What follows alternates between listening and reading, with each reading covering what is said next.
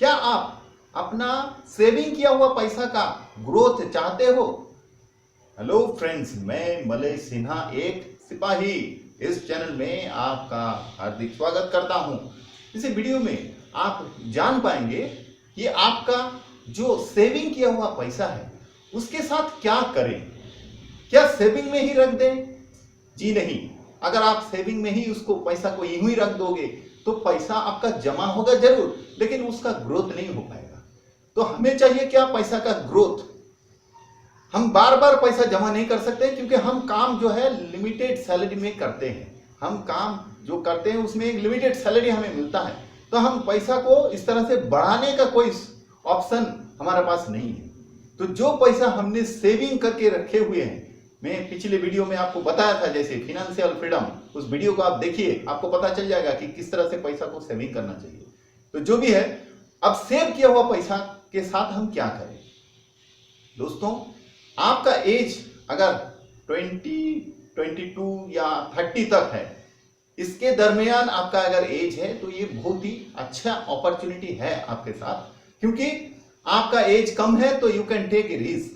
और जब तक दोस्तों आप रिस्क नहीं लेते हो, आपका पैसा का उस हद तक ग्रोथ नहीं हो पाता। जो थोड़ा एजेड पर्सन हो चुके होते हैं उनके लिए रिस्क लेना थोड़ा सा मुश्किल पड़ जाता है, क्योंकि उनके पास एज काफी बढ़ चुका है। लेकिन आप क्योंकि शुरुआती तौर पे हो, आपका 22 साल से लेकर 30 साल 32 साल तक अगर एज है इसके बीच का, तो आपको लिए कोई दिक्कत नहीं। आपके लिए एक सुनहरा अवसर है कि आपके पास एज है तो आप रिस्क ले सकते हो, और रिस्क लेने से आप ह्यूज ग्रोथ कर सकते हो अपना बचाया हुआ उस पैसे का। देखिए दोस्तों, कई सारे ऑप्शन है। बहुत सारे लोग ऐसे बोलते हैं कि LIC, देखिए LIC आपका जीवन का बीमा है। वो आप अगर भगवान ना चाहे आप अगर आपका कुछ हो जाता है तो आपका परिवार को पैसा रकम इकट्ठा मिल जाएगा। इसके वजह से LIC किया जाता है। ये भी आपको करना जरूरी है। एक आधा LIC अच्छा अमाउंट देके, प्रीमियम देके आप करा के रख सकते हो। ये आपका भविष्य का सुरक्षा के लिए है, आपके लिए नहीं, आपका परिवार का भविष्य के लिए है। तो ये आप जरूर एक कराइए। दूसरा, बहुत सारा और भी ऑप्शन है, जैसे बैंक में FD कराना। लेकिन गलती से भी FD की तरफ मत जाना, क्योंकि आपका अभी एज ज्यादा नहीं हुआ है। आपका एज अभी रिस्क लेने के लिए पूर्ण तैयार है। तो आप FD में बिल्कुल मत जाना, क्योंकि FD का जो परसेंटेज होता है दोस्तों, वो बहुत ही छोटा परसेंटेज होता है। इससे पैसा का आपका ग्रोथ नहीं हो पाएगा। अगर 10 साल के लिए आप FD कर भी दोगे, उसमें जो पैसा आपका रिटर्न आएगा वो पैसा इन्फ्लुएंस की वजह से वो पैसा का कोई वैल्यू उतना होगा नहीं, तो ज्यों का त्यों रह जाएगा पैसा। तो इसका कोई मतलब नहीं होगा आपके लिए। तो फिर आपको जाना कहाँ है?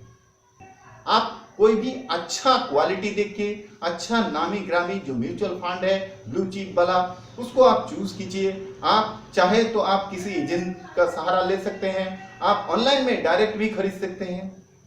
तो आप उसके ऊपर थोड़ा सा स्टडी करेंगे तो आपको सारा चीज जानकारी आपको मिल जाएगा। आप अगर कहो तो आप कमेंट सेक्शन में बताओ, तो मैं इसके ऊपर भी एक स्पेशल अलग से वीडियो बना दूंगा। लेकिन आप इतना जान लीजिए कि आप म्यूचुअल फंड में वो पैसा को डालिए। उससे क्या हो जाएगा, म्यूचुअल फंड में वो जो पैसा डालेंगे तो आप एक लंबा समय के लिए उसको छोड़ दीजिए। 5 साल 10 साल करेंगे तो और भी बेटर है। तो ये जो 10 साल आपके लिए है, ये आपके लिए बहुत ही बड़ा अवसर है, एक अपॉर्चुनिटी है। आप 10 साल के लिए उस पैसे को रख के भूल सकते हो। तो बस जितना आपने सेविंग किया उसको एक म्यूचुअल फंड में डाल दीजिए। अच्छा क्वालिटी देखिए, बढ़िया क्वालिटी देखिए, म्यूचुअल फंड में उसको डाल दीजिए। और उसके बारे में ज्यादा छानबीन, ज्यादा बार बार देखने की जरूरत नहीं, उसको कर दीजिए, बस खत्म। अगले साल फिर पैसा एक जमा होगा, या फिर 6-6 महीने का अंतर भी कर सकते हो। हर 6 महीना में जितना सेविंग हो गया उस पैसे को पूरा का पूरा उठा के म्यूचुअल फंड में आप डाल दो। अच्छा देखिए, फिर क्या हो जाएगा, हर 6 मंथ या फिर 1 साल में वो पैसा आपका इसी तरह म्यूचुअल फंड में डालता गया।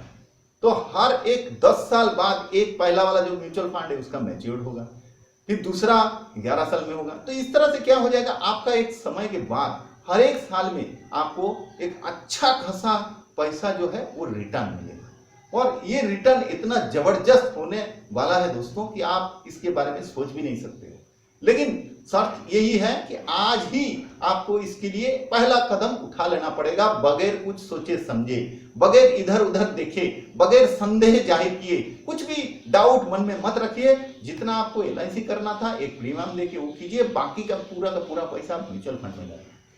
कोई एफडी वगैरह कुछ नहीं, क्योंकि एफडी वगैरह में आपको अभी भी मैंने बताया, एफडी वगैरह में आपको वो रिटर्न नहीं मिलेगा, समय बर्बाद होगा, कुछ भी फायदा नहीं होगा।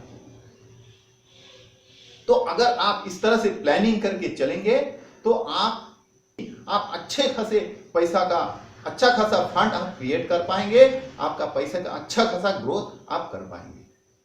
तो दोस्तों, ये रहा इस टॉपिक के ऊपर एक छोटा सा वीडियो। चैनल को सब्सक्राइब करते जाइए ताकि इसी तरह का और भी अच्छे अच्छे वीडियो आपको मदद कर सके, आपको एक दिशा मिल सके, आपका परिवार खुश रहे। दिल से धन्यवाद।